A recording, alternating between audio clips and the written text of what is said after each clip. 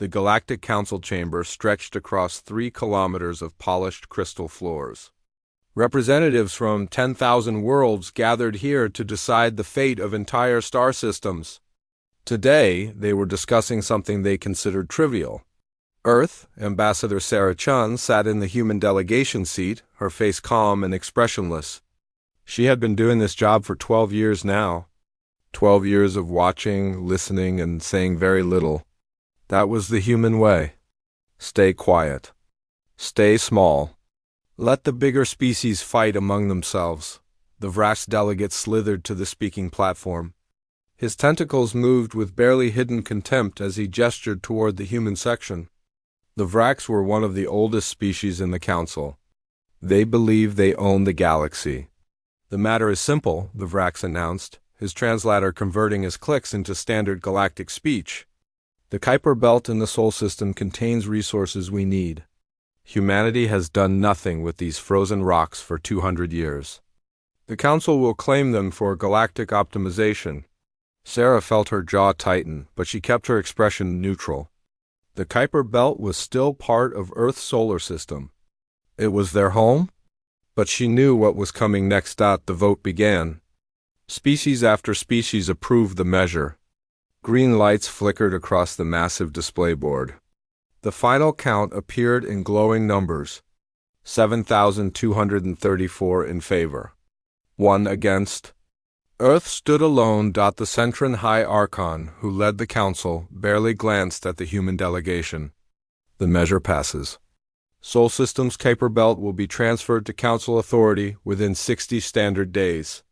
This session is concluded. Species began filing out of the chamber. Some laughed. Others didn't even acknowledge the humans existed. To them, Earth was nothing. A young species that got lucky and discovered faster-than-light travel 2 centuries ago. A species so weak they never even built a proper military fleet. Sarah Chun stood slowly. Her heart was pounding, but her hands were steady. She pressed the button on her console that requested the floor. A tone sounded through the massive chamber. The Archon looked annoyed. Ambassador Chun, the vote is complete. There is no appeal? I'm not appealing, Sarah said. Her voice was quiet, but it carried through the chamber's acoustic systems. I'm warning you. The word warning made several delegates pause. A few laughed. The Vrax delegates' tentacles twitched with amusement. Humans making warnings? It was like watching an insect threaten a giant. Sarah continued, her eyes moving across the chamber, meeting the gaze of every major power. For 200 years, Earth has been a model member of this council. We paid our dues. We followed your rules. We asked for nothing. We watched. We learned. We waited. The chamber grew quieter now. Something in her tone made even the most arrogant delegates pay attention. You've made a mistake today, Sarah said. You took something that wasn't yours. You ignored our voice. You treated us like we don't matter. She paused, letting the silence stretch. You should have left us alone. The Vrax delegate hissed something that might have been laughter. Is that a threat, human? What will you do? Build another committee? File a complaint? Sarah looked directly at him. You'll find out in 3 days. She closed her datapad and walked toward the exit.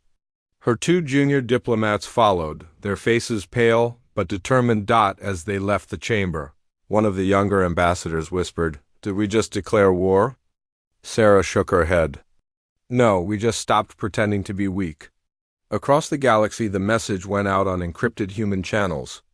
A simple code that had been prepared decades ago. Protocol Prometheus, activate on Mars. General James Okonkwo received the signal in his command center buried 2 kilometers beneath the red planet's surface. He had been waiting for this moment his entire military career. Around him, dozens of officers moved with sudden purpose. Confirm activation, Okonkwo said calmly. Confirmed, General. All stations responding. Distributed defense network coming online. Across human space, things began to change. Mining stations on asteroids suddenly revealed hidden hangar doors. Weapon systems emerged from beneath false exterior plating. Scientific research stations activated military-grade sensor arrays. Civilian cargo ships received encrypted commands and began heading toward predetermined positions. For 200 years, humanity had been building in secret. Every mining operation had a hidden military purpose. Every research station concealed weapons. Every cargo ship was designed to convert into a patrol craft within hours. The galaxy thought humans were just good at mining and manufacturing. They never asked why humans wanted so many asteroid bases. They never wondered why human ships all used the same modular designs. In the Kuiper Belt itself, the area the Council had just claimed, something awakened. Thousands of objects the Council had catalogued as ice fragments and rocky debris suddenly came to life. They weren't rocks. They were automated defense drones, sleeping for decades, waiting for activation. On Earth, in the Situation Room beneath Geneva, President Amara Okafor watched the activation cascade on the main display. Every red dot represented a facility going from civilian to military mode. There were thousands of them, perhaps tens of thousands. Even she didn't know the exact number. That was intentional. The defense network was distributed specifically so no one could find all of it. 200 years, she said softly to her chief of staff. 200 years of them treating us like children, like pets, like we didn't matter. Do you think they'll back down? Her chief of staff asked. President Okafor shook her head. No, they'll send a fleet first. Show of force. They'll expect us to panic and surrender. She smiled, but there was no humor in it. They're going to be very surprised. Back on Centris Prime, Galactic Council intelligence had detected the human activation sequence. Alarms were sounding in military command centers across a dozen major species. The sudden appearance of thousands of armed platforms in Sol system had triggered every threat detection system in the sector. The Vrax military command was the first to respond. They had been the ones pushing to take the Kuiper Belt. Now they would be the ones to teach humanity a lesson. Within 6 hours, they assembled a peacekeeping fleet. 300 warships. It was considered overwhelming force for a species that had never shown any significant military capability. Admiral Kreth, the Vrax fleet commander, was confident as his ships entered faster-than-light travel toward Sol system. The humans would see his fleet and surrender. They had no choice. 300 warships versus a species that barely had a navy. It would be over in hours. He had no idea he was leading his fleet into the most embarrassing military defeat in Vrax history. He had no idea that humanity had been preparing for exactly this moment for 200 years. He had no idea that every battle doctrine his species had ever used was sitting in human military databases. Analyzed and countered, the quiet planet was about to roar, and the galaxy would never forget the sound. Admiral Kreth stood on the bridge of his flagship, the Vengeance of Vraxis. Around him floated his command staff, their tentacles working the holographic controls with practiced ease. Behind his ship, 299 other Vrax warships traveled in perfect formation through faster-than-light space.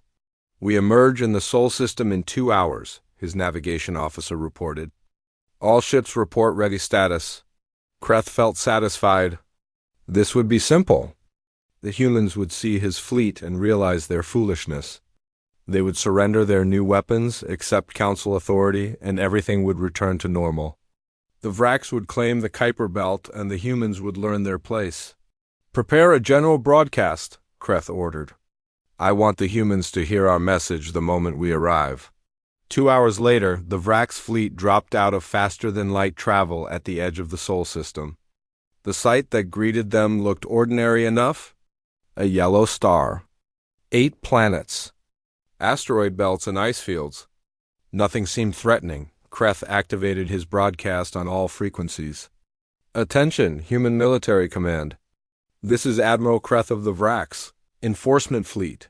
You have activated illegal military installations in violation of Council peaceful cooperation treaties. Power down all weapons immediately and prepare to receive inspection teams. You have 1 hour to comply. He sat back confident. 1 hour was generous. The humans would need only minutes to realize they had no chance. On Mars, General Okonkwo heard the message and smiled. He looked at his tactical display. The Vrax fleet was positioned exactly where human war games had predicted they would be. Perfect formation. Ships close together to project strength. Standard Council military doctrine from their training manuals. Manuals humans had been studying for 200 years. Give them 45 minutes of silence, Okonkwo ordered. Let them get comfortable. Then activate Swarm Protocol Delta. 45 minutes passed slowly aboard the Vrax flagship. Kreth grew more annoyed with each passing minute. The humans weren't even responding. Did they not understand the situation? He was about to order his fleet to advance when his sensor officer made a strange sound. Admiral, we're detecting movement in the asteroid belt. Multiple contacts. Thousands of them. Asteroids shifting orbit, Kreth said dismissively. Natural phenomenon? No, sir, these have power signatures. They're accelerating toward us. Kreth focused on the sensor display. What he saw made his tentacles freeze. The asteroids weren't asteroids. They were ships. Small ships, each only the size of a fighter craft. But there were thousands of them. No, tens of thousands. They emerged from every large asteroid and ice formation in the belt, swarming like insects from a disturbed nest. Battle stations, Kreth shouted. All ships, defensive formation. But the human drones didn't attack like any force the Vrax had faced before. They didn't charge in straight lines. They moved in coordinated patterns, weaving between each other, approaching from 100 different angles at once. The Vrax ships fired their main weapons, destroying dozens of drones with each shot. But for every drone destroyed, 10 more took its place. Then the drones reached effective range and opened fire. Their weapons were small, not powerful enough to penetrate Vrax shields with single shots.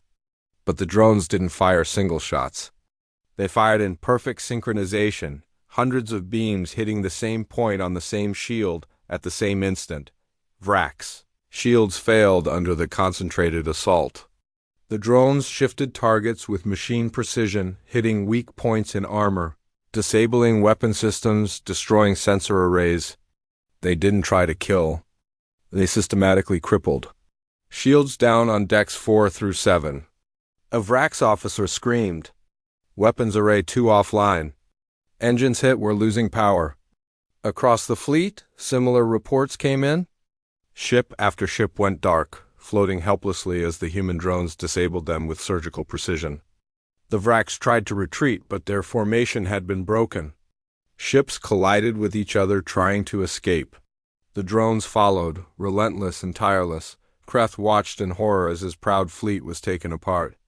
In 20 minutes, not a single Vrax ship remained combat-capable. Life support still functioned. No Vrax had died. But 300 warships drifted powerlessly in space, completely at humanity's mercy. A message appeared on his communication screen. It was text-only, simple, and direct. You came to our home to threaten us. We could have destroyed your fleet. We chose not to. Tell your council that Earth will no longer be silent. Tell them we are done being ignored. Your crews will be allowed to repair life support and return home. Consider this mercy. There won't be a second warning. Kreth stared at the message for a long time. He had commanded fleets for 40 years. He had fought in 6 major campaigns.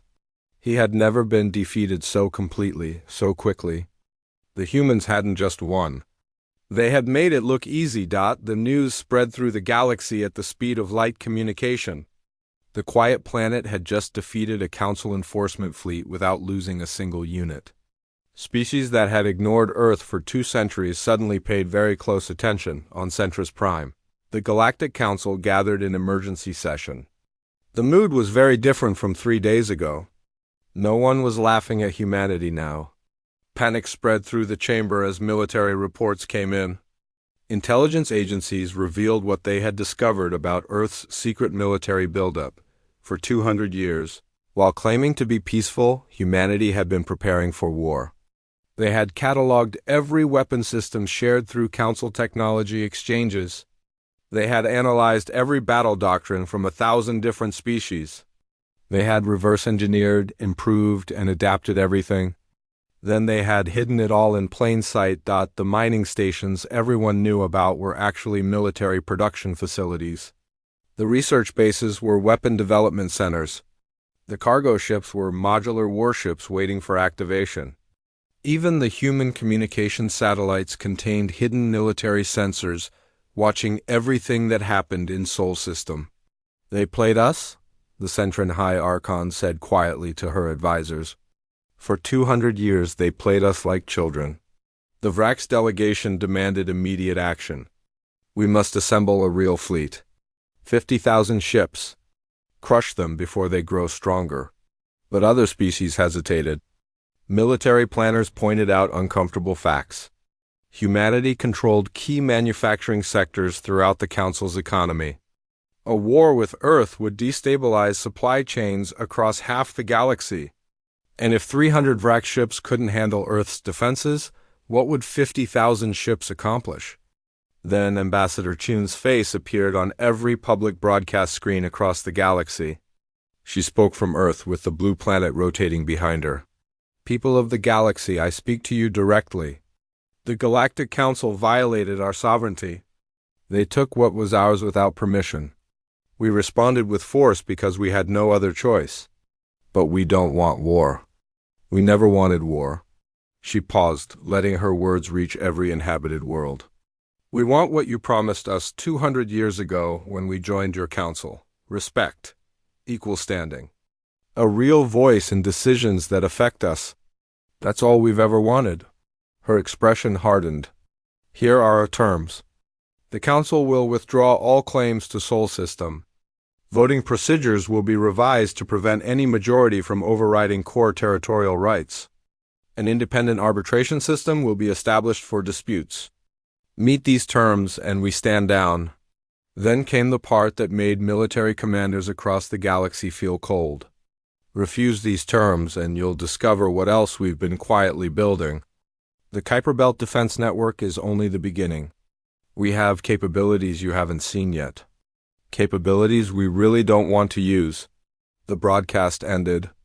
Every intelligence agency in the galaxy scrambled to discover what Chun meant. What they found terrified them. Human forward operating bases in neutral space. Secret shipyards and systems everyone thought were uninhabited.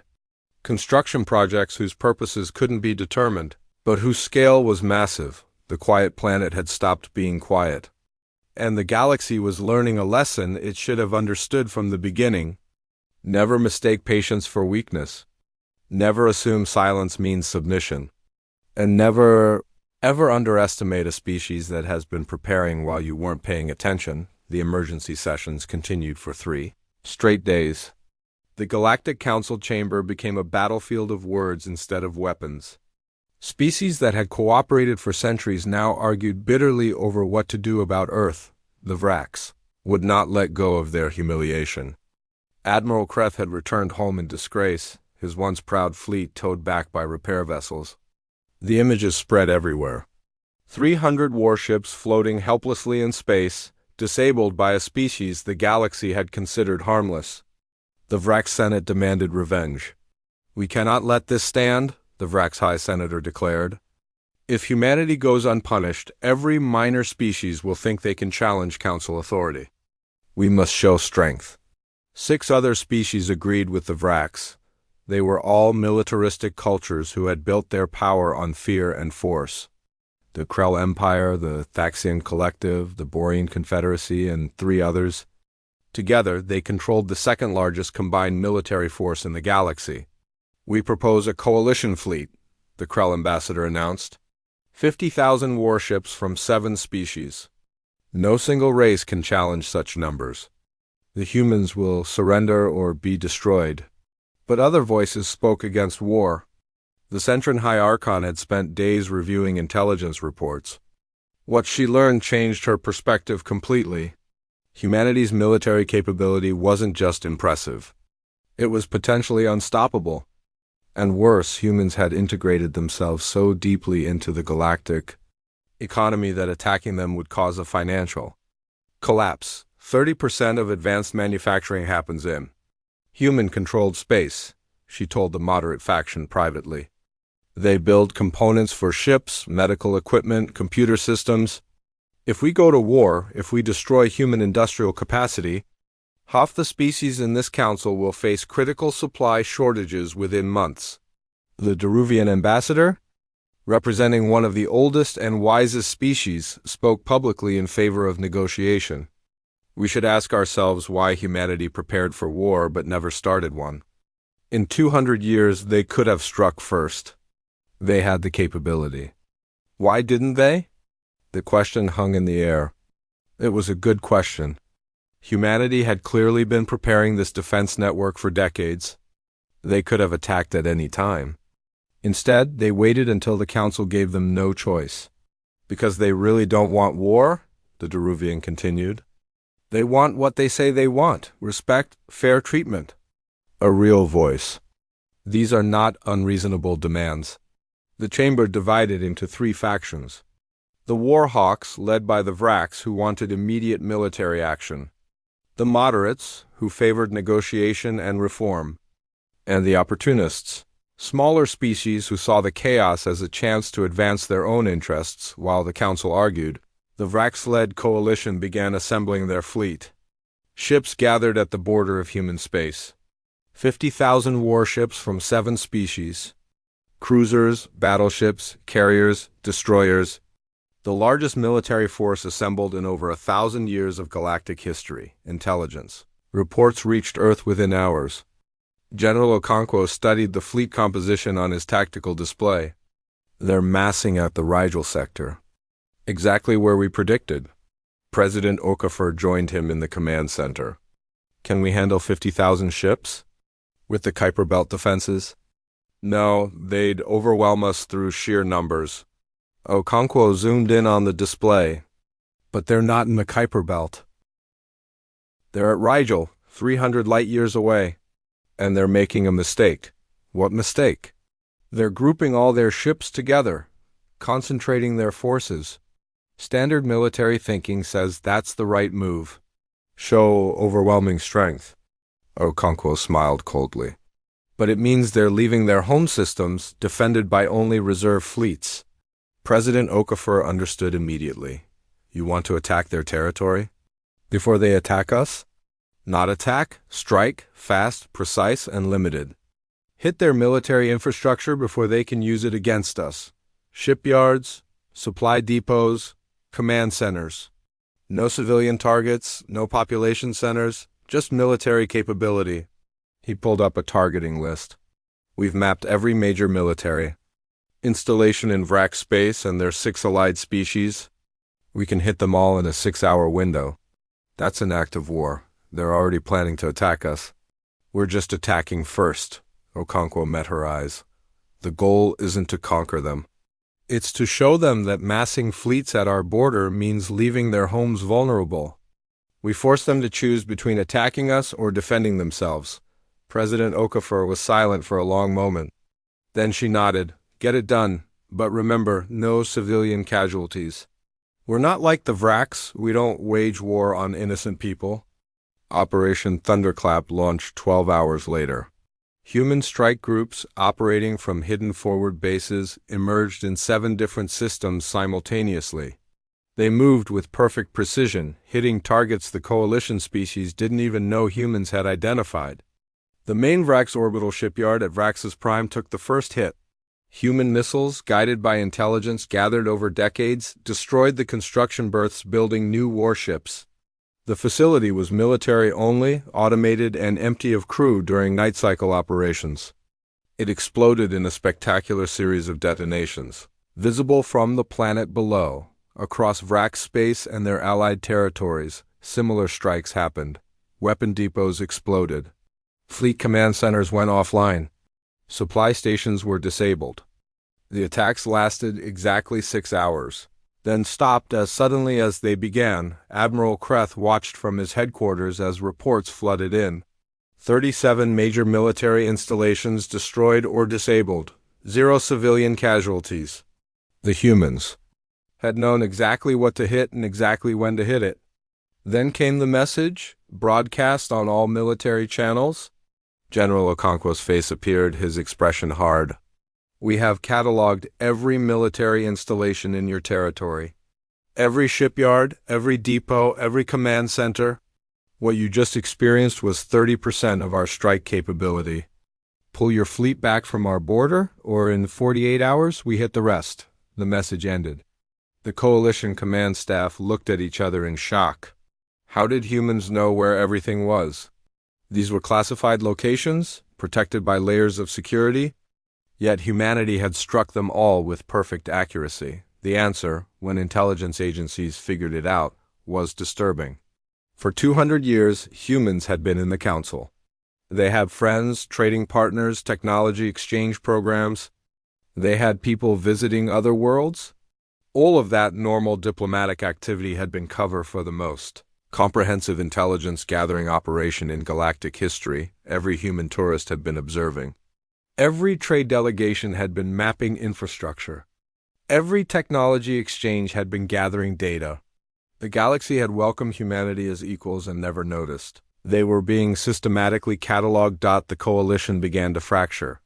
The Faxian Collective pulled its ships out first, unwilling to sacrifice its shipyards for Vrax's pride. The Borean Confederacy followed within hours. By the end of the day, only 4 species remained committed to the attack fleet. Meanwhile, the moderate faction in the council moved quickly. 12 species, including the Centrans and the Deruvians, sent secret messages to Earth. They proposed a deal. Earth would gain permanent council status with veto power. Territorial sovereignty would become absolute law. Voting procedures would be reformed to protect minority rights against majority tyranny. In exchange, Earth would share some defensive technology and pull back its forward military positions. The deal was designed to create balance, not hegemony. No single species, including humanity, would be able to dominate. Ambassador Shun received the proposal in her office on Earth. She read it carefully, then called President Okafor. It's more than we asked for. But there's a catch. They want us to share military technology. Our advantage disappears if we do that.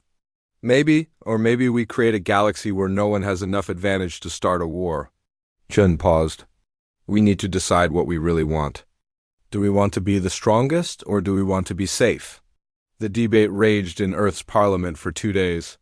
Some argued that keeping technological superiority was the only guarantee of safety. Others pointed out that every empire in history that tried to maintain superiority through force eventually collapsed. While humans debated, intelligence intercepted something troubling. Elements within the council were developing contingency plans titled post-human hegemony scenarios. They were betting that Earth, drunk on power, would eventually overreach and make the same mistakes previous dominant species had made. The galaxy was watching humanity's character, not just its military strength.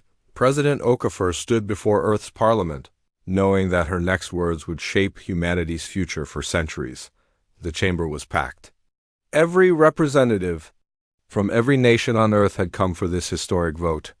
Behind her, on massive screens, billions of citizens watched from around the world. We have a choice to make, she began. The Council offers us permanent status, veto power, and guaranteed sovereignty. In exchange, they want us to share defensive technology and demonstrate that we're not building an empire. Representative Liu from the Pacific Alliance spoke first. If we share our technology, we lose our advantage. What stops them from attacking us again in 50 years when they've caught up? Nothing, Okafor admitted, except the same thing that's stopped major wars for the last 3,000 years of galactic history. Mutual economic dependence, shared interests, and the knowledge that modern warfare destroys everyone, winners and losers alike. Ambassador Chun stepped forward to add context. I've spent 12 years watching the Council. I've seen species rise and fall. Every dominant power eventually faced a coalition of everyone else. The Vrax tried it 3,000 years ago. They controlled half the galaxy for 2 centuries. Then everyone united against them, and they've been a secondary power ever since. She activated a hologram showing galactic history. The pattern repeats. One species gets too strong.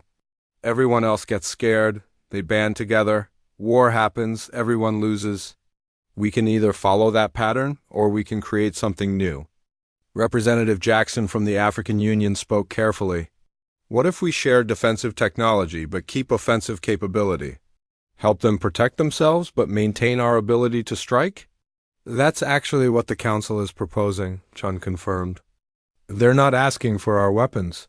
They're asking for shields, point defense systems, sensor arrays, technology that protects, not attacks. The debate continued for 8 hours. Arguments flew back and forth. The military faction wanted to maintain superiority at any cost. The diplomatic faction argued for balance and integration. The isolationist faction wanted Earth to withdraw from the Council entirely and defend its own space alone. Finally, President Okafor called for a vote. The question before us is simple.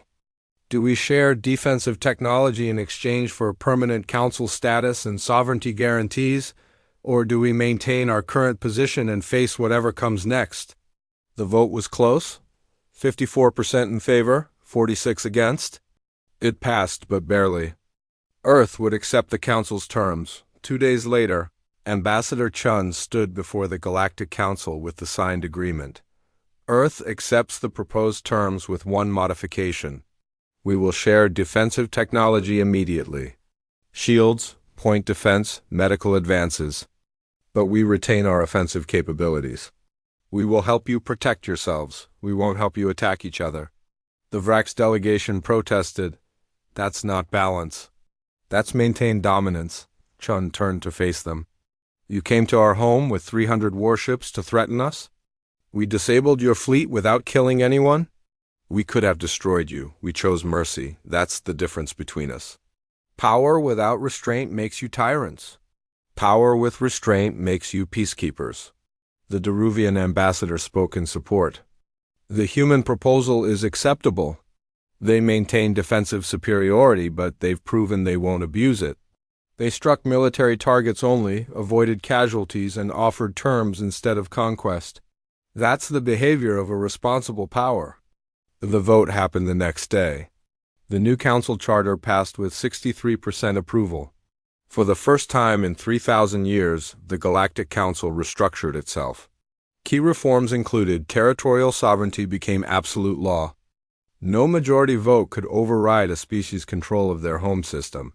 A new voting system prevented any majority from violating core rights. Critical decisions required supermajority. Approval. An independent arbitration council was established to resolve disputes before they became wars. Earth received permanent council status with veto power, not as a reward but as recognition of reality. You can't exclude from power what you can't control, but the Vrax and their remaining 3 coalition partners weren't ready to accept the new order. Pride demanded one final demonstration. If they couldn't defeat Earth through vote, they would prove humanity wasn't invincible through force. Admiral Kreth, desperate to redeem his reputation, assembled what he called a demonstration fleet. 20,000 warships from 4 species. Not enough to attack Earth directly, but enough to show strength. The plan was to approach Sol System, let the humans see the fleet's power, then withdraw. A show of force without actual combat. We won't fire first, Kreth told his officers. But we'll show them that we're not afraid, that we can still challenge them if necessary. The coalition fleet entered Sol System 3 weeks later. This time, humanity's response was different. No swarm of drones appeared. No weapons activated. Instead, human military vessels simply appeared around the coalition fleet in escort formation. Coalition fleet, this is Earth Defense Command, came the calm message. You've entered our space. We're going to show you something. No weapons will be fired. Consider this an educational tour. Before Kreth could respond, the human escorts began guiding the coalition fleet through Sol System. What they saw made every captain in the coalition understand the true scale of Earth's preparation. Orbital shipyards stretched for thousands of kilometers around Mars and the Moon. Each one was producing ships at a rate that shouldn't be possible. Defensive platforms surrounded every major planet and moon. Weapons pointed outward, ready to defend against any threat. The Kuiper Belt. which had already defeated one Vrax fleet, now showed its full capability. The asteroids themselves had been converted into fortress stations. The ice formations concealed ship hangars. The whole outer system was one massive defensive network, but the most disturbing sight. Weighted beyond Pluto, massive construction projects filled the deep space. Structures so large they dwarfed anything the Coalition had ever built. Their purposes remained classified, but their scale suggested capabilities the galaxy hadn't imagined. What are those? Kreth whispered, staring at the massive structures. The human escort commander's voice came back. Classified. But you should know we've been building them for 50 years. Whatever happens next in the galaxy, we're ready for it. The Coalition fleet turned around without firing a shot. They had come to demonstrate strength. Instead, they learned fear. Real, genuine fear of what humanity had become. Reports flooded back to every council member. The military analysis was unanimous. Earth's defensive capability was overwhelming. Their offensive capability remained unknown, but was probably even more dangerous. Any war against humanity would be catastrophic for everyone involved. The Vrax Senate met in closed session. Admiral Kreth stood before them, his tentacles drooping in defeat. We cannot win a war against Earth, not now. Not in 100 years. They've been preparing while we were comfortable. They've built something we can't match. The High Senator who had demanded revenge weeks ago now spoke quietly. What do you recommend? Accept the new order. Work within it. Maybe in a few centuries things will change. But for now, Earth has won without needing to conquer anyone. That might be the most impressive victory of all. Across the galaxy, species began adapting to the new reality. Earth wasn't just a member of the Council anymore. Earth was the balancer, strong enough to prevent any single power from dominating, but restrained enough not to dominate themselves. Trade agreements were renegotiated to reflect this new balance. Defense treaties were signed. Technology exchanges happened on more equal terms. The galaxy was finding a new equilibrium, with humanity at the center of it, but the question remained. What was humanity building in the outer Sol system? Those massive structures beyond Plateau, the ones they wouldn't explain? The galaxy wondered and worried. 5 years passed. The galaxy settled into its new structure like a healing wound. The reforms held. No major wars erupted. The new voting system prevented the kind of majority tyranny that had threatened Earth. Species that had dominated for millennia learned to share power. It wasn't always peaceful, but it was stable. Ambassador Chun had retired from her diplomatic post. She accepted a teaching position at the rebuilt Council Academy on Centris Prime. Young diplomats from dozens of species filled her lecture halls, eager to learn from the woman who had faced down the entire Council and won. Today's lecture covered military strategy and diplomatic restraint. The auditorium was packed. Chun stood at the podium, her hair grayer now, but her eyes still sharp. The key to Earth's success wasn't our weapons, she told the students. It was understanding that military power is only useful if you don't have to use it. The moment you actually need your weapons, you've already failed at diplomacy. A young Vrax student raised a tentacle. His species had lost the most pride in the conflict 5 years ago, but this new generation seemed less bitter. Ambassador Chun, many analysts still wonder about human intentions. You shared defensive technology but kept offensive capability. Doesn't that prove you want dominance? Chun smiled. That's the question your parents asked 5 years ago. Here's the answer. We kept offensive capability because complete disarmament would be foolish. But we've never used it except in defense. 5 years of peace proves our intentions better than any words. A Centran student spoke up. But what about the construction projects? The massive structures beyond Pluto that you won't explain? The galaxy believes they're weapons. Super weapons capable of destroying entire fleets. Would you like to know what they really are? Chun asked. The auditorium went silent. This was the secret humanity had kept for years. The classified projects that made every military analyst nervous. Chun activated the holographic display. Images appeared of the massive structures the Coalition fleet had seen 5 years ago. They were enormous, each one larger than Earth's moon. Sleek, elegant, and clearly technological. But their purpose remained unclear from external observation alone. "These are generation ships," Chun said simply. "Colony vessels designed to carry 50,000 people each on journeys lasting centuries. We're building 12 of them." The silence stretched. Then a Deruvian student spoke carefully. "Generation ships? But the galaxy has faster-than-light travel. Why would you need ships that take centuries?" Chun's smile widened. "Because we're not exploring the galaxy. We're exploring beyond it." She zoomed out the hologram, showing the Milky Way galaxy as a whole. The Council's territory covered perhaps 1/4 of one spiral arm. Thousands of inhabited worlds, but only a tiny fraction of galactic space. And beyond the galaxy itself, countless others waited. "For 200 years we studied galactic politics," Chun explained. "We learned that this galaxy is crowded. Every habitable system is claimed, or soon will be. Every resource is fought over. Every expansion creates conflict. So we asked ourselves, why compete for what exists when we can discover what doesn't?" She highlighted regions beyond the galactic rim. Empty space between galaxies, vast and unexplored. There are spiral arms no one has touched. Dwarf galaxies no one has visited. Entire galactic clusters waiting for discovery. That's always been humanity's real ambition. Not to rule known space, but to see what lies beyond it. The students stirred with excitement. The concept was radical.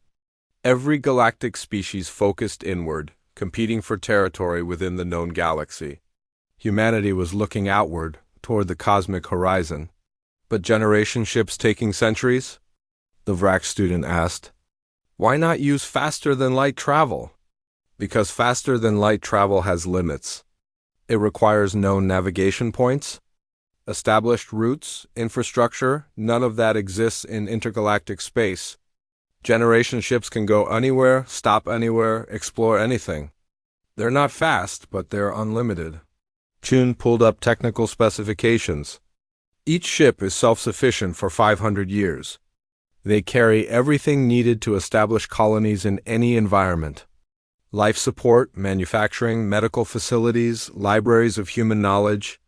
Each one is a piece of Earth traveling to the stars.